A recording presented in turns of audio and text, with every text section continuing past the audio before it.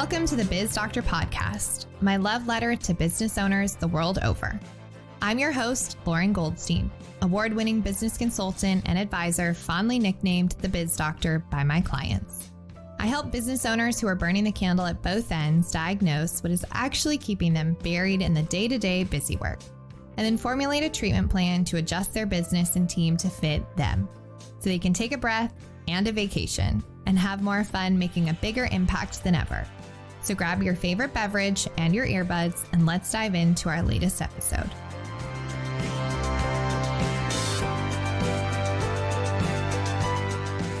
I've seen it time and time again. Business partners who started the business together hitting rough seas when the business gets to a certain level that requires one of the partners to step up and lead. It's a natural progression of every business, but not every business owner successfully navigates it. In this episode, I'm going to be your captain to help you successfully navigate these stormy relationship seas.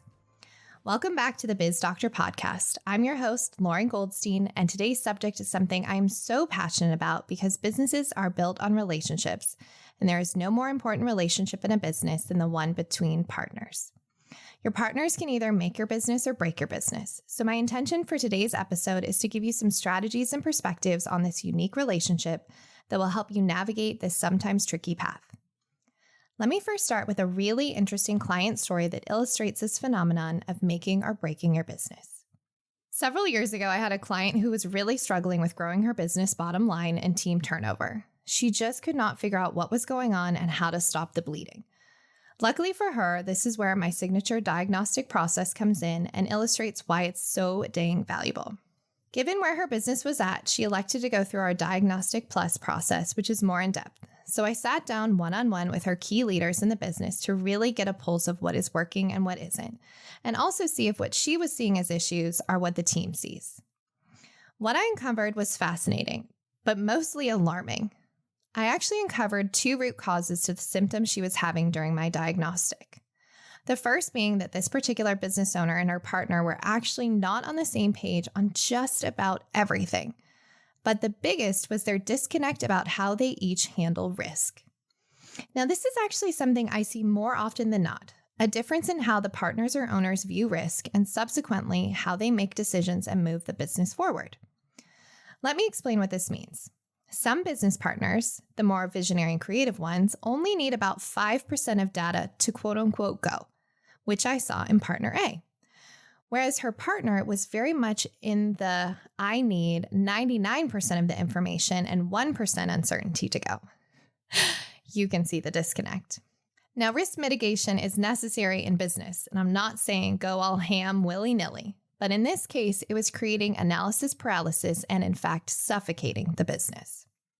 So as I just illustrated for you, if you have a business partner who loves risk and a business partner who hates risk, you're going to have a lot of friction. Friction in communication, but also in overall business strategy and vision, which ultimately impacts the team and revenue, which I will illustrate in a moment as I continue with this case study and story. So the more the partner and I talked, the more I realized that one of the biggest threats to this business was actually this business partner. Yep, you heard me. The business partner was actually the biggest impediment to this business's success and actually subconsciously sabotaging the business. For many different reasons, which I'm not going to disclose on this podcast, it was clear that the success of this business was being put in jeopardy by this business partner. So my client, the CEO and primary business owner, and I sat down for a tough convo that went a little like this. I have good news and I have bad news. The good news is I figured out what the number one impediment to your business growth and health is, aka the root cause. The bad news is it's your business partner who is actually, for lack of a better word, cock blocking your business. Now, I don't normally share my diagnostic one-on-ones because I want to maintain confidentiality. But I feel it would be business malfeasance on my part for you not to see this. So I sent her the video of our one-on-one interview. And after I sent her the video to watch, her response to me was this: "Oh my God, it is so much worse than I thought." Which was followed up by, "I'm so grateful for you and that you've ripped the Band-Aid off with this tough conversation I didn't want to have or honestly couldn't even see." Now, I share this story because the CEO in this story actually had no idea it was as bad as it was because of the way that the business partner was operating in the business and hiding a lot of the problems that, ironically, she was creating from the CEO. So this oh shit moment for my client is why my number one strategy for you to help you navigate the partner dynamic is to really double down on trust and transparency. It is critical for business partners to not only trust each other, but be transparent with each other when things are going well, and especially when things are not. With the case of my client and her business partner, the business partner was trying to protect her from things that weren't working, which actually made the situation way worse. So let's dive a bit deeper into how to build trust and transparency.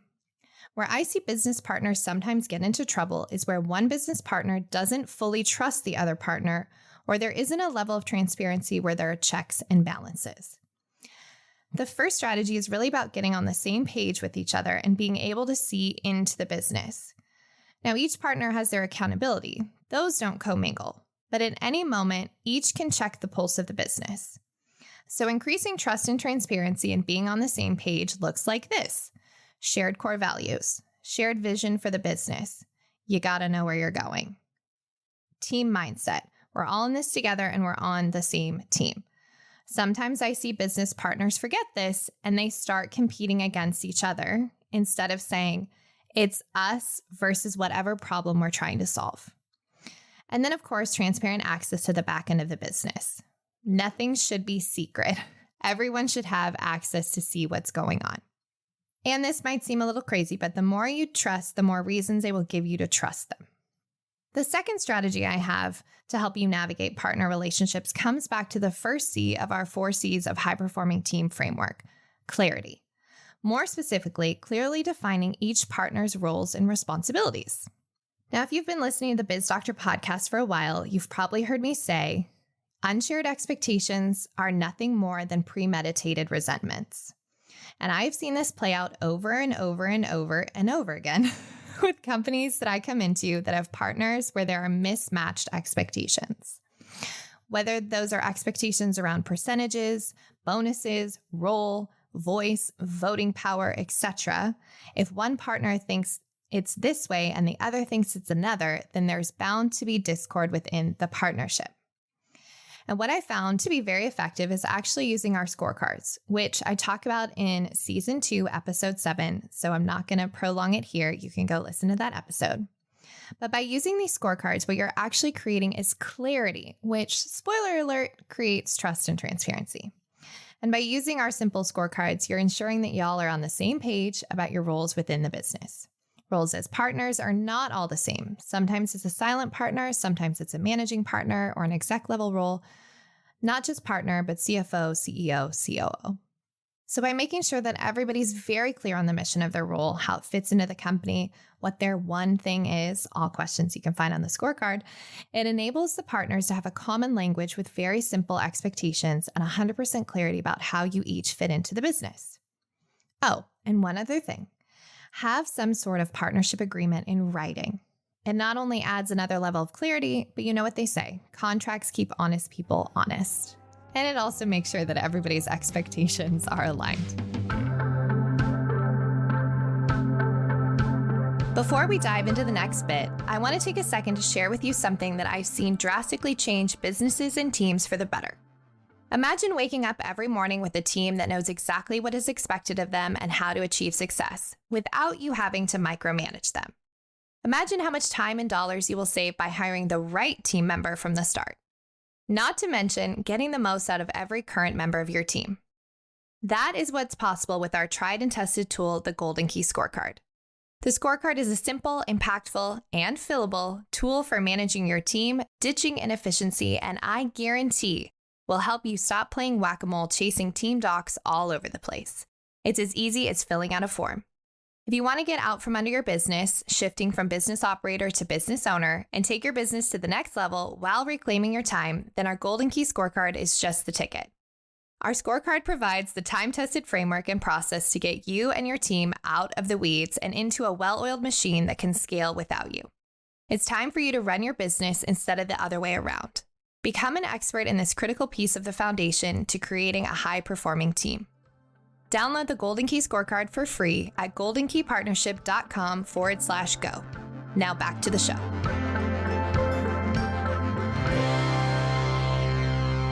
The final strategy that I want to leave you with is perhaps the toughest one. It is knowing that many leaders and no chief does not a successful company make. This mindset is something I see hamstring businesses most when it comes to partnerships. Its roots are in people-pleasing and not wanting to hurt people's feelings. To be clear, I'm not saying to be mean or become a petty dictator who forces your will on everyone. No, that's definitely not what I'm saying. What I am saying is that when the time comes for one of you to step up into leaderships, which it inevitably will, it's going to be uncomfortable. Just yesterday, in fact, I had a late night SOS call from one of my CEOs who I'm fractional COO for, needing support on how to have a tough conversation with an employee. He was trying to enroll me in having this tough conversation instead of him because he knows he's a people pleaser. So I did a little people pleaser exorcism last night so that the leader I know he is can come back into his body. Empowered, clear, maybe a teeny bit nervous, but now he has what he needs to crush that tough conversation. This new step into leadership is uncomfortable because it's different. And chances are somebody's going to get their feathers a little ruffled because their role in decision-making will shift. This transition to the top can be tough. It can also be surprisingly isolating. It's one of the reasons I created the Golden Key Advisory Program, to give you a shotgun rider and advisor to make the transition easier, help you feel less isolated, and also help you with the business owner blues. There are certain things that you can talk to your partners and your team about, and there are certain things that you don't or that you can't, especially if you're having any relationship dynamic challenges with your partner. We created Golden Key Advisory to do many wonderful supportive things for our business owner clients. But time and time again, what I hear from our clients is one of the biggest unexpected benefits to this is that in addition to being your consultant and advisor, we are your partner and trusted confidant to help you navigate these interpersonal dynamics that inevitably pop up as your business and team grows. Whether it's a challenge with your partners, your leadership, your team, your spouse, it doesn't matter. What does matter is the truth of what happens outside the business office impacts what happens inside the business office. So back to strategy number 3, stepping into leadership. Be forewarned, it's going to be uncomfortable but necessary. The business needs a leader, and fear not. If for some reason it doesn't work out, you can always change leadership. The thing that I know for a fact is what won't work is having 2 people trying to simultaneously lead. Even in situations where there are co-CEOs, there's still one person that is more the visionary strategic leader over the other. I'll wrap us up with a second story that illustrates all of these strategies. One of my clients is transitioning from what I would call a flat organizational structure, where all partners are equal in their vote, in their voice, in their leadership, etc. You get the idea. It's a caucus type setup. Personally, I think it's one of the most ineffective ways to lead a business. In this setup, there tends to be what I would call too many cooks in the kitchen, not to mention it also makes it really difficult for the team to understand who's actually leading the business.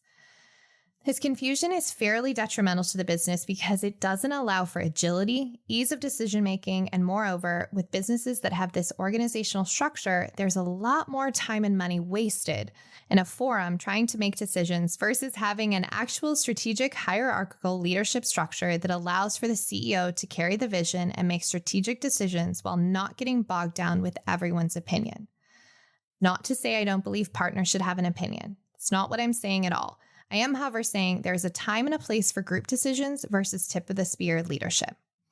I have the great honor of being their fractional COO, and a big shift we are making is transitioning them from a flat operational structure I mentioned above to a strategic hierarchical leadership structure, which is quite a mouthful, and it also has its challenges.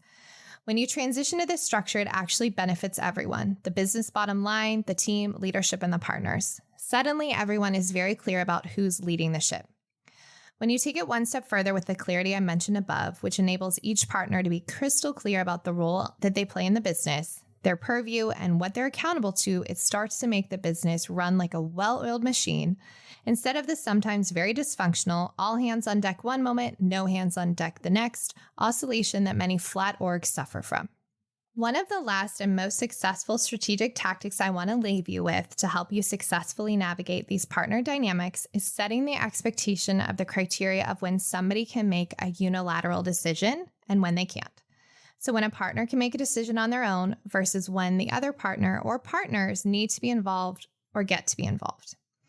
As I said earlier, partner relationships and dynamics can make or break the business. It can make working together amazing, fun, and honestly the best part of your business, or it can make it absolutely miserable and oftentimes have it end in stressful and dramatic severing of ties. I've seen both play out, which is why I wanted to share these strategies with you today to help you successfully navigate partnerships in business.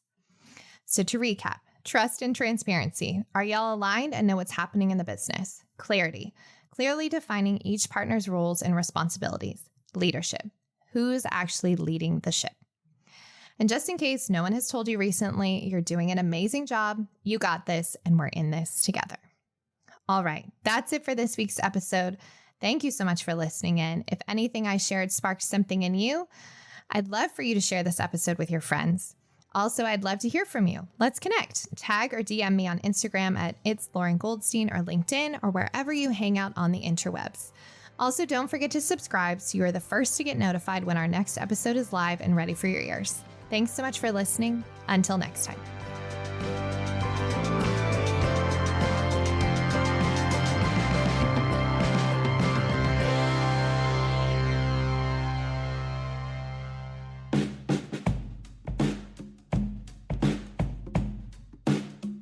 Thank you for listening to the Biz Doctor podcast. Now, I like to say that friends don't let friends WebMD your business. So if you're wondering what your next steps could be, here are some options for you. No matter what, head to the show notes or to my website, goldenkeypartnership.com, for some impactful resources to support you getting out from under your business. That's also where you'll find the links to learn more about our services and how we support business owners, just like you, who are ready to make the successful jump from business operator in the trenches to visionary business owner with more freedom and flexibility. All of that info is on our website, so pop on over to learn more or get in touch. goldenkeypartnership.com. Finally, if you love the Biz Doctor podcast, I'd be so grateful if you would share it with your friends and network and give us a 5-star rating or review wherever you listen to your podcast.